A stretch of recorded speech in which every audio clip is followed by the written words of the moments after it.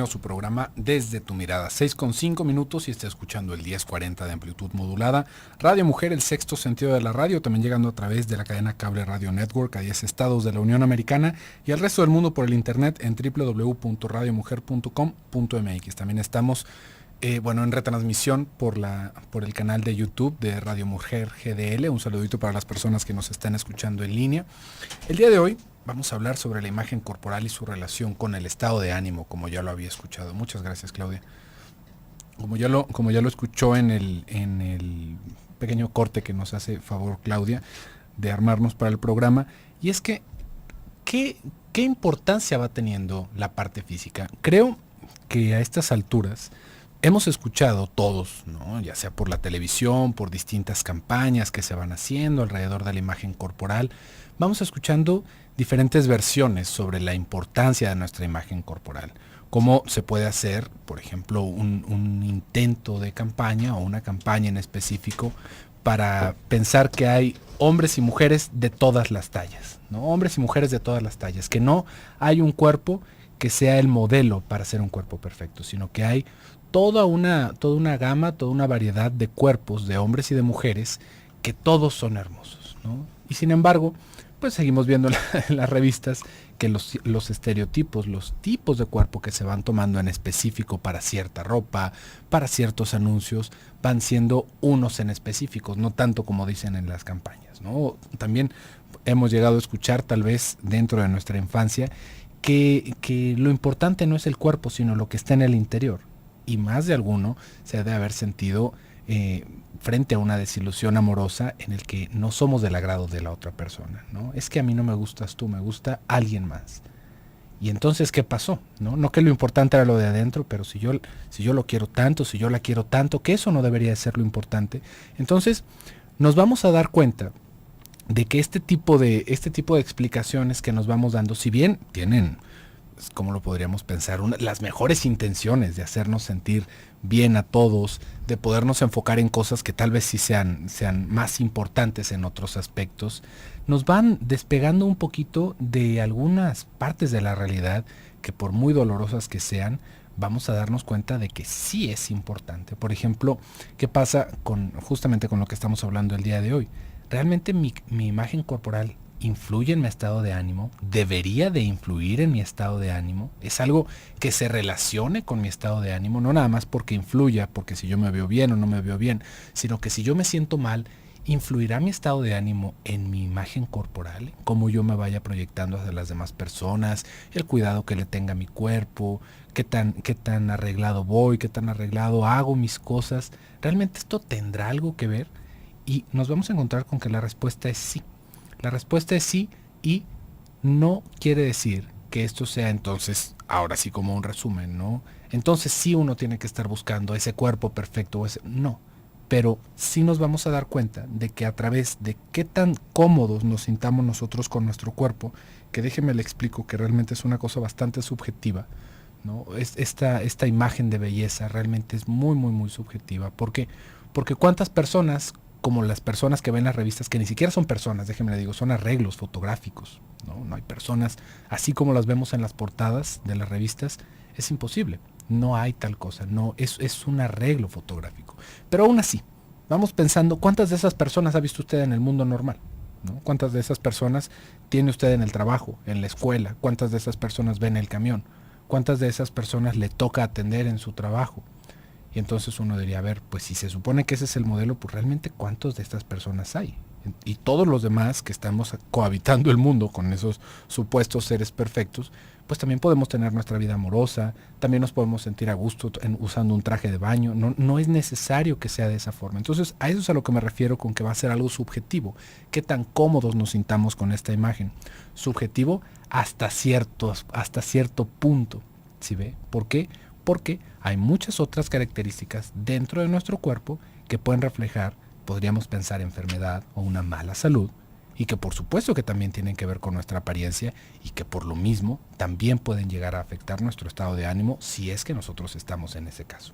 Claro, y de pronto pienso que en todas estas campañas que se realizan, como ibas hablando, José Luis, no en todas quizás, pero en muchas de ellas pienso que se rigen por este tipo de razonamiento de pronto que tiende a reducir como la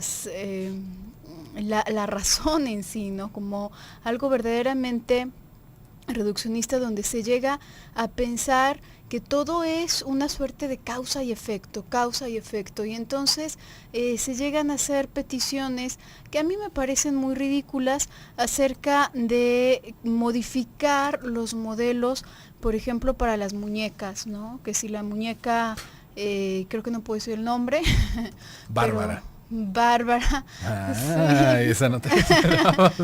Pues a lo mejor hay una marca que así se llama, ¿no? Bueno. Pues, pero no era esa la que decíamos, así que no vale. Sí, esta muñeca clásica, que sí debería estar más llenita, porque entonces está fomentando la anorexia en las personas y la imagen corporal que pueden llegar a tener.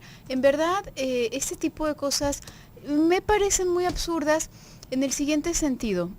No es que dependiendo de cómo seas estructuralmente, de cómo seas físicamente, esto va a repercutir directamente en tu estado de ánimo, sino que en función a la estructura interna que tengas es como vas a ir interpretando y como vas a ir incluso construyendo la imagen de ti mismo. Y no lo digo en este sentido romántico que muchas veces se asume, lo importante es lo de adentro, no.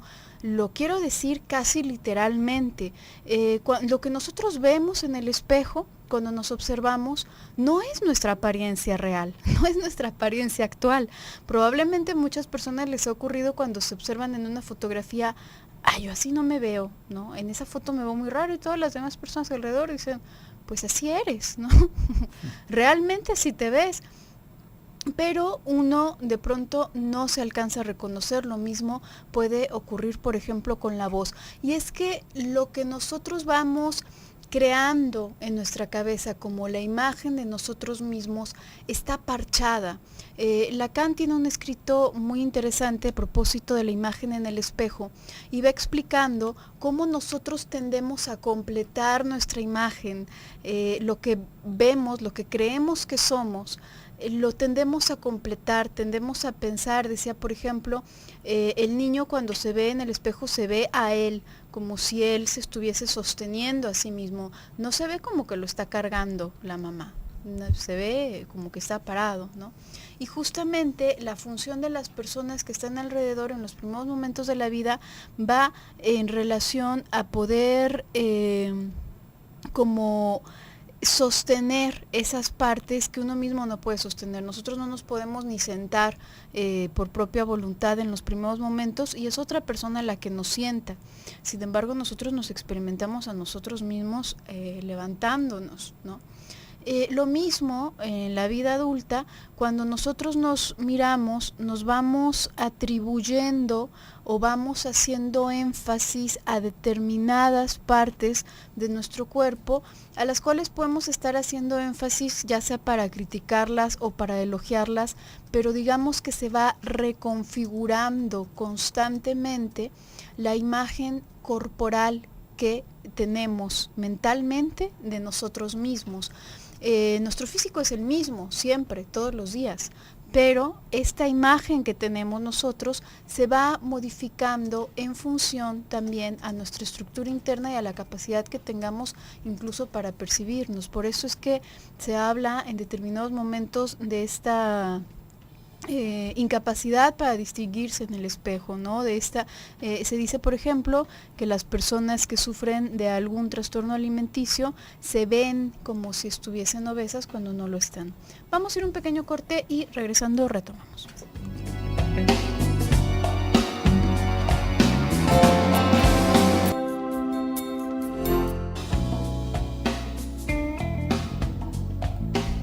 Ya estamos de vuelta en su programa Desde tu Mirada. Les recuerdo que tenemos líneas de contacto para que usted participe.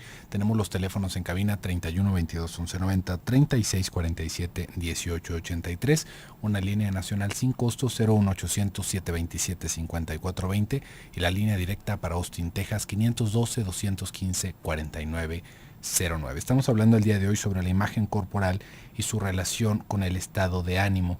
Antes del bloque comercial, Gabriela, tú estabas hablando un poquito sobre estos trastornos alimenticios en los cuales se habla que la persona se ve distinta en el espejo. Y esto de distinto podríamos tal vez llegar a vulgarizarlo porque no lo imaginamos como en los comerciales, ¿no? Que la persona está muy, muy, muy delgadita y que en el espejo se ve con una redondez casi perfecta en su cuerpo, ¿no? Como si estuviera pasadísima de peso. Acá hay que entender algo. Dentro de ese tipo de trastornos, no es que se tenga, ¿cómo lo podríamos decir? En concreto una alucinación en ese sentido, sino que el ataque va hacia la propia figura. No es como si se viera, digamos, una persona junto en el espejo y se viera junto a una persona, por ejemplo, muy obesa. Esta persona ya está en un estado de anorexia y la persona se viera exactamente igual que la persona que ve con sobrepeso, sino de que, digamos que la idea gira alrededor de que en su cuerpo hay grasa, de que en su cuerpo hay algo que está de más y que debería de desaparecer y que se ve mal, se ve distorsionado. No quiere decir que se vea como no lo pudiéramos imaginar en primera instancia. Y esto da paso para pensar un poquito más sobre cómo pueden ser esas distorsiones en nuestra propia percepción del cuerpo, aunque no estemos bajo un trastorno alimenticio de ese tipo. Como tú también ya lo estabas diciendo, Gaby, la persona que nosotros vemos en el espejo es distinta a la persona que somos nosotros realmente. Y es muy curioso porque las personas que salen en las fotos, la persona que sale en la fotografía, de alguna forma esa es una reproducción más fidedigna de quién soy yo, pero aún así no soy yo. ¿Por qué? Digamos que era yo en ese momento, pero es un instante.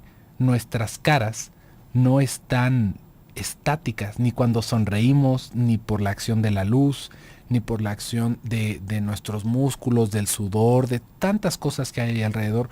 Es por eso que, por ejemplo, en este tipo de rituales que se hacen, por ejemplo, los sepelios de cuerpo presente, es bastante impresionante ver a la persona porque de repente puede que no la reconozcamos. ¿Por qué? Porque sus músculos ya se relajaron. Es un cadáver ya. Y por lo tanto, es una imagen muy impresionante. Realmente es muy impresionante porque no es la persona que nosotros recordábamos. Y esto, de la misma manera, nos ayuda a entender un poquito cómo es que sucede esto para con nosotros, que tal vez no estamos sumidos en un problema de anorexia o en una obesidad mórbida, pero que sin embargo nos vemos distintos en el espejo. Prácticamente, aquí tendríamos que pensarlo, si nosotros en el espejo nos vemos como alguien que es, como podríamos decir, amable, que es alguien que puede ser el objeto del deseo de alguien más. Y ahí es en donde nosotros vamos haciendo estos ajustes de qué tan aceptable es mi cuerpo, de qué tan aceptable es mi figura.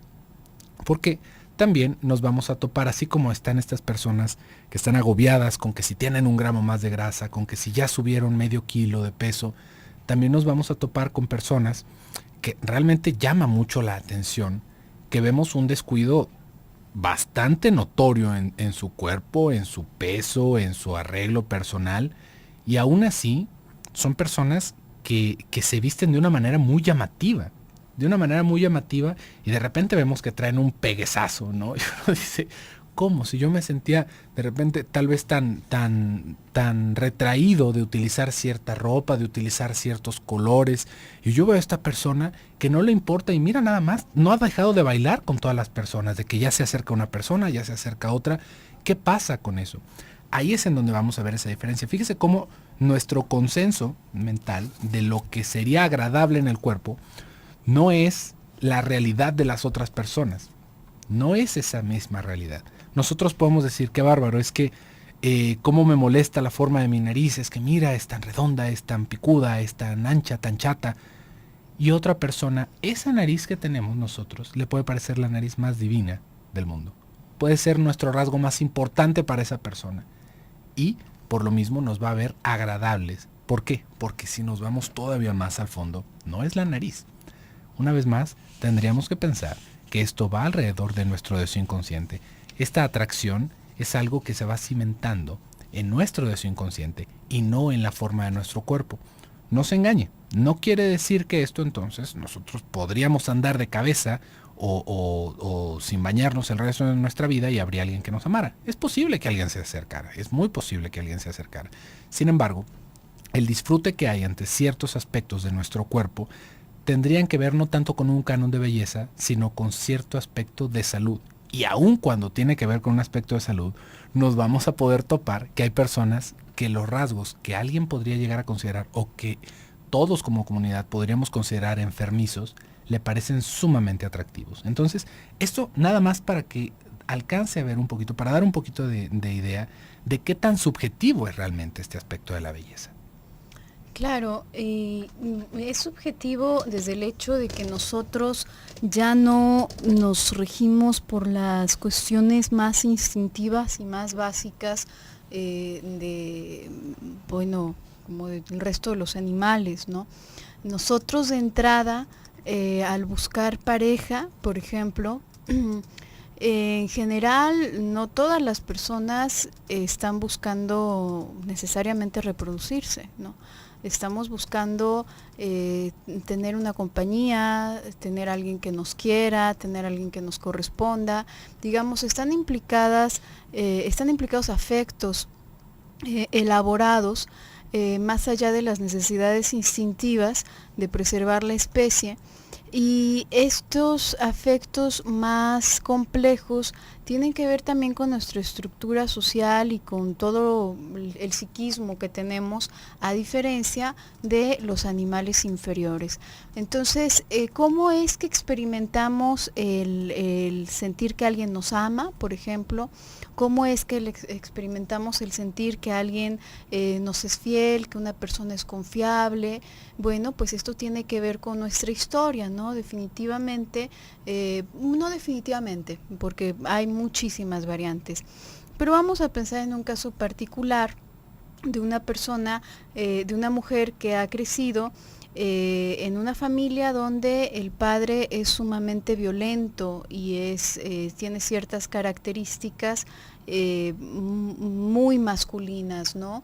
Es muy alto, tiene mucho vello facial, tiene una voz bastante grave.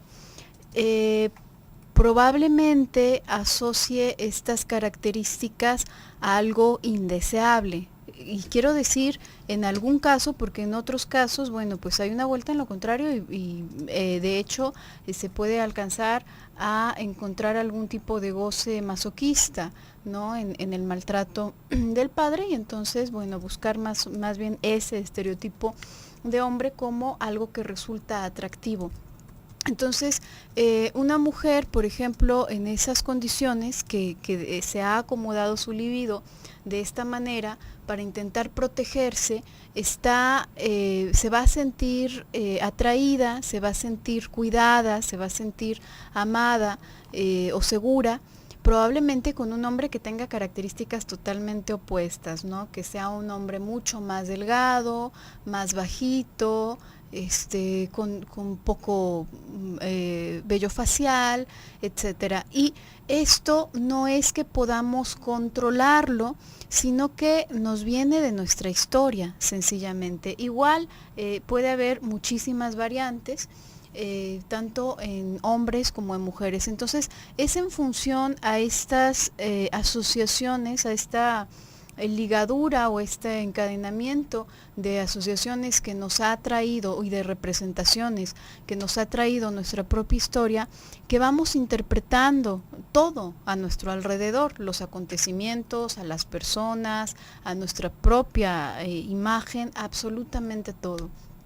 Y es de ahí que va a partir el que algo o alguien nos resulte deseable o indeseable. Por eso, bueno, muchas personas pueden incluso llegar a toparse con que hay por ahí alguna persona que no necesariamente es un Adonis o no necesariamente es como una mujer con las características estereotípicamente más deseables, pero que por algún motivo le atrae más que cualquier otra persona y quizás no se puede explicar por qué. Pues no, todas esas representaciones y esas cadenas asociativas permanecen más que nada en el inconsciente, pero el atractivo y el deseo responden a esto. Vamos a ir a un pequeño corte y regresamos.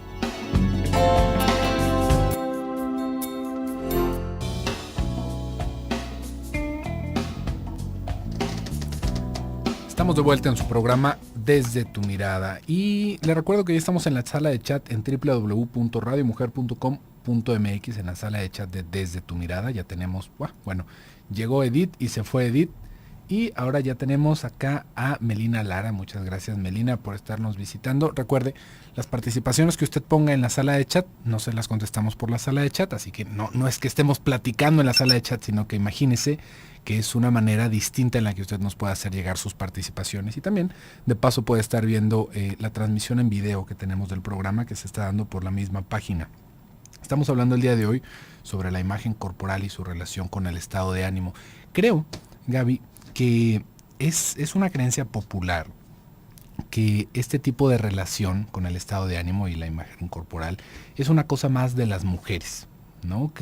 Como tú lo estabas diciendo hace rato, ¿no? Las campañas de que si la muñeca está dando unos estándares falsos para la belleza de la mujer, que si debería de ser más de una forma o de otra, y que los hombres estamos de alguna forma exentos de esto, ¿no? ¿Por qué? Porque los hombres podríamos pensar que no tenemos los mismos requisitos sociales de vestirnos de tal o de cual manera. Por ejemplo, un hombre puede utilizar un traje de un color muy neutro, o sea, los trajes no son ni que tengan el estampado, ni que sean de tal o de cual forma, con una camisa blanca, una corbata, y es un hombre que ya se ve formal. Para las mujeres es muy distinto el arreglo, se va haciendo un manejo muy distinto de los zapatos, de los accesorios, de la bolsa, de lo demás, y este tipo de cosas nos pueden hacer pensar que para los hombres es más fácil deslindarse digamos, como de la relación que tiene la imagen corporal con nuestra autoestima, con nuestro estado de ánimo. Y creo que esto simplemente es como bajarle el volumen a un problema que también, por supuesto, que se da en los hombres. Es más, aquí hay algo bastante interesante. Si pensamos desde un punto de vista más clásico, más digamos, como apegado a lo cotidiano, a lo clásico sería tal cual, el hombre es el que se acerca a la mujer y la mujer es la que acepta o no acepta al hombre. Es una situación mucho más marginal y rara que una mujer se acerque a un hombre y que un hombre sea el que da la decisión. De alguna manera el hombre es el que se está poniendo en ese sitio de tomar la iniciativa, de acercarse, de conquistar, de buscar ser agradable para la mujer. Y la mujer tiene una manera distinta, en donde también está relacionada su imagen, por supuesto, digamos como de presentarse, de prestarse como objeto del deseo de los demás. En el hombre esto también va sucediendo. Y esto, si lo pensamos de esa forma, también nos puede hablar del conflicto que puede existir en los hombres, en los adolescentes y en los adultos. Y por ejemplo también podríamos pensar en los hombres que están pasando por su mediana edad, cómo va a ser una afrenta hacia nuestro propio narcisismo el saber si tenemos o no tenemos ciertas características que las mujeres puedan llegar a considerar aceptables. Por ejemplo, pensemos en la estatura. A las mujeres se les va hablando mucho de que si la talla, que si el peso, que si tal o cual cosa. Podríamos pensar que en el peso, el control que tenemos sobre nuestro peso corporal es muchísimo mayor pero por mucho mayor, por kilómetros de distancia mayor, que el control que tenemos sobre nuestra estatura, ¿no? La estatura es algo que a los hombres se les va recriminando mucho. Es algo que en los hombres va a ser como muy puntual. Un hombre si es de tal medida o de tal medida, si tiene los hombros de tal o de tal cual, de tal forma, o si no es tan ancho, si tiene una figura robusta. Y esto no tiene que ver justamente nada más con la musculatura o con el peso, sino con algo que no podemos hacer nada, que son nuestros huesos, ¿no? Entonces, fíjese cómo no es solamente una cosa de las mujeres. También en los hombres se va sufriendo de este tipo de situaciones en la vida cotidiana. Sin embargo, para los hombres no es tan socialmente aceptado hacer esto del dominio público. Usted va a escuchar muy comúnmente que una mujer diga, ya subí de peso, ya bajé de peso, ahora estoy de dieta, ahora no estoy de dieta, pero jamás va a escuchar que un hombre diga, estoy tomándome este polvo vitamínico para ver si crezco unos centímetros más, ¿no? O estoy utilizando tal shampoo o estoy utilizando tal producto porque se me está cayendo mi cabello y me veo muy grande para mi edad, o me está pasando tal cosa en la piel, por ejemplo un problema de acné, que en los hombres es mucho más fuerte que en las mujeres y que eso puede dejar cicatrices en el rostro. Y que un hombre se preocupe por este tipo de cosas, que si se quiere poner, por ejemplo, una mujer que va al dermatólogo, pues es como una cosa muy normal. Pero un hombre que nosotros lo veamos que se pone cremas, que va al dermatólogo, que utiliza cierto polvo en la cara para evitar que se ponga grasosa su cara, ya vamos emitiendo un juicio distinto de ellos. ¿Sí ve? Entonces, lo único es, en ese aspecto, que va a ser en terrenos distintos, pero todos nosotros vamos relacionando nuestra sensación de valía, de ser deseados por los demás, con nuestra imagen corporal. Esto es más, hasta lo podríamos en personas que uno podría decir, bueno, es que cómo es posible, ¿no? Pensaba Gaby en Gandhi, en Mahatma Gandhi, que uno puede decir, bueno, es que el señor estaba en harapos todo el tiempo y estaba muy delgado y tenía una figura famélica. El señor tenía bastantes esposas, déjeme le cuento. Esta persona también tenía una vida amorosa. No es que uno vaya a alejarse de esto forzosamente o que haya alguien que legítimamente no le importe en lo absoluto su imagen corporal. Esto no pasa. Eso no es de esa manera, y querernos aferrar a la idea de que nos tenemos que convencer de que esto debe de ser distinto, realmente nos puede hacer más difícil el problema. Sí, es imposible que no haya ninguna importancia, que no tengamos ninguna importancia sobre nuestra apariencia, por el simple hecho de la cuestión tan importante de poder libidinizar nuestro cuerpo, ¿no? Cuando un cuerpo, nosotros nacemos así en carnita, y ya con eso tenemos como para, es lo básico que necesita cualquier animal, ¿no? Para hacer, bueno, pues todo lo necesario para hacer sobrevivir la especie o para preservarla. Pero nosotros tenemos, se dice, un segundo nacimiento psíquico, y este va en función a la posibilidad de libidinizar nuestro cuerpo. Esto significa como darle vida a ese cuerpo, psíquicamente darle vida, psíquicamente poder tener este gusto por nuestro cuerpo y esta capacidad también de disfrutar el propio cuerpo.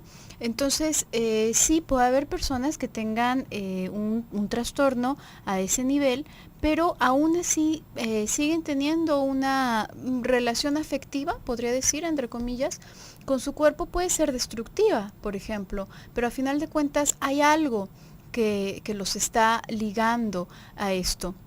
Y por supuesto que dependiendo de ello es como nos vamos asumiendo deseables, como dignos de amor o no dignos de amor. Una persona podría resultar sorprendente, que puede tener características que para ti resulten muy deseables y resulten verdaderamente atractivas. Y sin embargo, ver y sentir en estos rasgos algo verdaderamente indeseable y algo verdaderamente horrible cuando los ve asociados a una recriminación, por ejemplo, de los padres, ¿no? Hay algo que ocurre muy comúnmente, lamentablemente, con las madres, y es que, sobre todo con las madres, también a los papás les puede suceder, pero va relacionado a las ocasiones en las que el hijo no se parece a ella o ella considera que su hijo no se parece. Ahí se genera de pronto una situación de rechazo que puede estar más implícita o más explícita por el simple hecho de no parecerse. ¿Por qué? Bueno, pues ahí estaríamos hablando de una cuestión muy narcisista, ¿no? Esta madre probablemente estaría esperando mirarse en un espejo para admirar lo bella que es, ¿no? Ella, no el niño.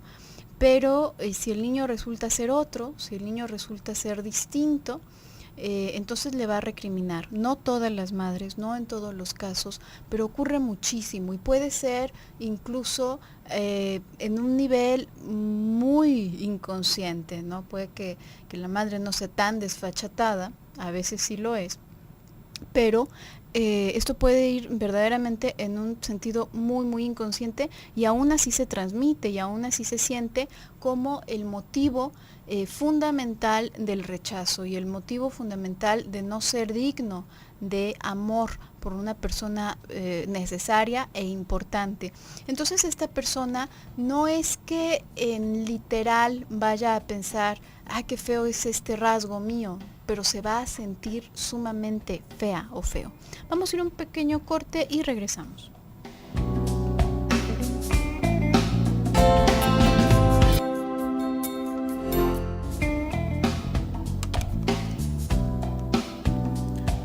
Estamos de regreso en su programa Desde tu Mirada y ya estamos en el último bloque del programa del día de hoy, pero ya escuchó, el día de mañana vamos a continuar con este tema. Tenemos algunas participaciones ahora por la sala de chat. Nos está comentando Paola, su tema del día está padrísimo, felicidades, muchas gracias. Paola. Dice, y más allá de la imagen corporal, ¿de qué consiste el hecho el hecho de no ser atractivo físicamente, pero que atrapen con el típico tiene algo que me atrae? Pues justamente de eso hemos estado hablando, Paola. El hecho de el físico, aún podríamos pensarlo en cosas como tan como generalizadas, por ejemplo, en el estilo de senos en una mujer o de una figura con curvas, o en un hombre tener una espalda ancha, brazos anchos, o la mandíbula o la cara de cierta forma. Más allá de esto, y aún ese tipo de rasgos se acaban viendo atractivos simplemente por nuestra propia historia en cómo se representa el deseo y la atracción sexual. Acuérdese que nosotros llegamos a este mundo como un pedacito de carne y se nos va considerando que somos perversos y polimorfos. ¿Qué quiere decir esto? Que nosotros llegamos con nuestra diferencia genital, por supuesto, pero no somos ni hombres ni mujeres cuando nosotros estamos llegando a este mundo. Todo eso se nos enseña, todo eso vamos construyéndonos a través de identificaciones.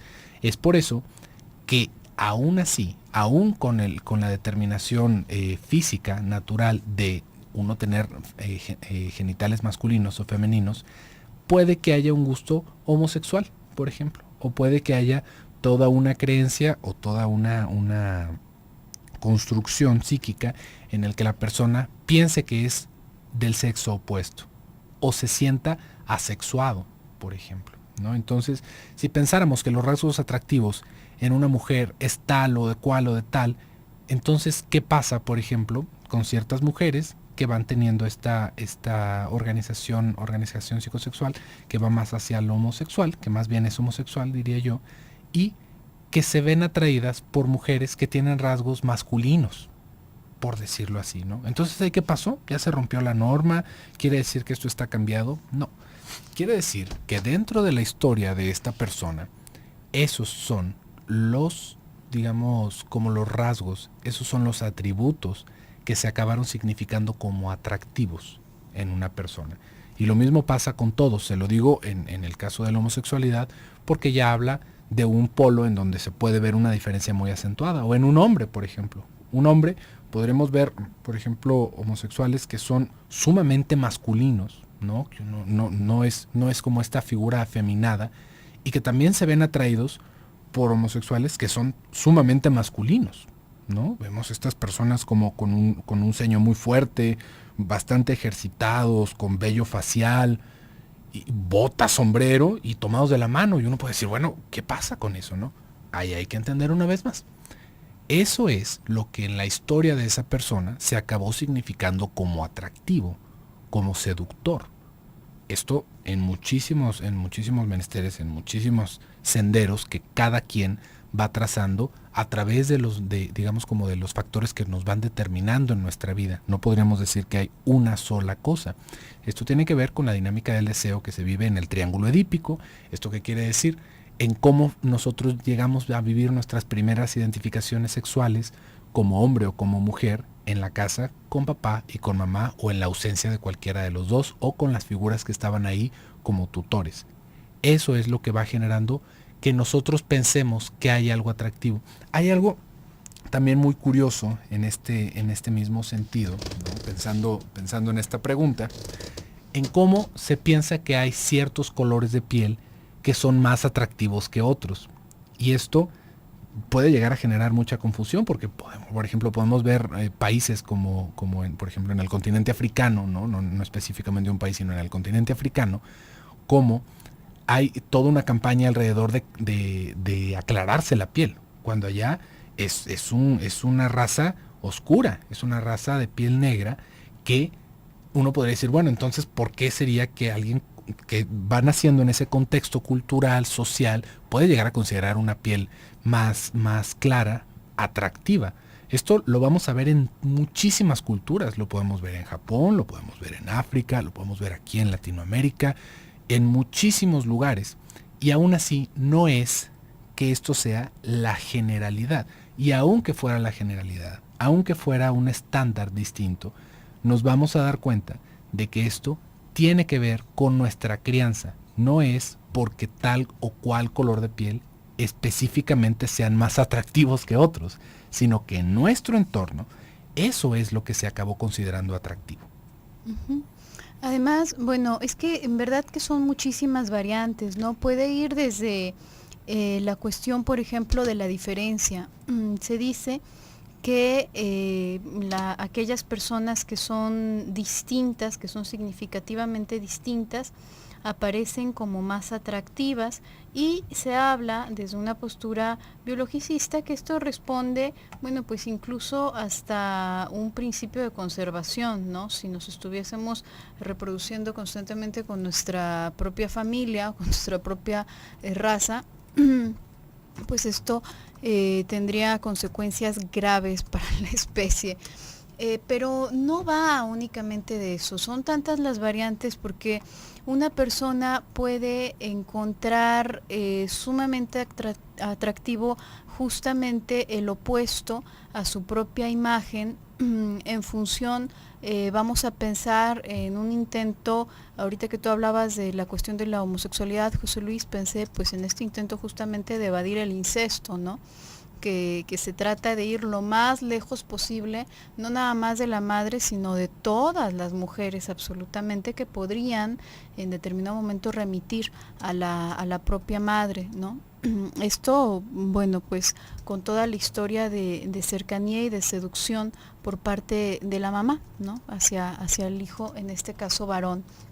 Pero en otros casos podría darse en función a esto, ¿no? Podría darse justamente en función también a evitar, a buscar algo totalmente distinto de la apariencia que tiene uno o que tienen sus propios familiares, y bueno, pues esto puede recaer también sobre la propia imagen, ¿no? Pensando que lo que sí es atractivo es lo que es distinto de mí, y entonces, bueno, pues sentir que yo no soy una persona atractiva, ¿no?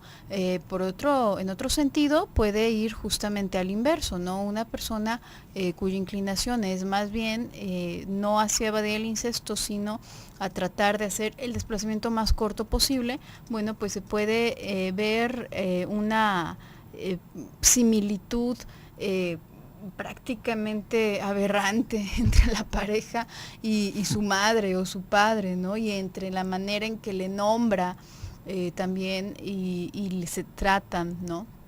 Entonces, bueno, pues esto dependerá de cada una de las personas, pero justamente en estas distintas conexiones, cada persona lo va conectando de manera distinta, ¿no? Es que una persona que viva, que haya crecido en un ambiente de seducción, en un ambiente incestuoso, en un ambiente de fusión en la familia, entonces siempre van a buscar algo distinto para escapar del incesto. No, puede que caigan también en ese goce perverso del incesto y al contrario, ¿no? Buscan algo prácticamente idéntico. Cada persona se va configurando de distintas maneras, se van haciendo como distintos enlaces psíquicamente, y de ahí que se va formulando un ideal. Lo que nosotros vemos en la otra persona atractiva, como atractivo, parte de nuestro propio ideal del yo. Nosotros amamos a los otros en primera instancia de una forma narcisista, es decir, buscando el amor para nosotros mismos, no para el otro. Es solo después, y con suerte, digo no en todos los casos, que puede evolucionar y verdaderamente entablar una relación de amor con esa otra persona. Pero estas variantes que tú dices, ¿por qué alguien no físicamente atractivo puede resultarme atractivo? Tiene que ver con esas conexiones y tiene que ver con tu propio ideal del yo. No significa que la persona debe ser idéntica a tu ideal. Eso también tiene más variaciones que tendremos oportunidad de revisar el día de mañana. Pero por el día de hoy se nos ha terminado el tiempo. Yo me despido, soy Gabriela Maldonado. Yo soy José Luis Amarripa, que tengan muy bonita tarde. Nos escuchamos mañana en punto de las 6.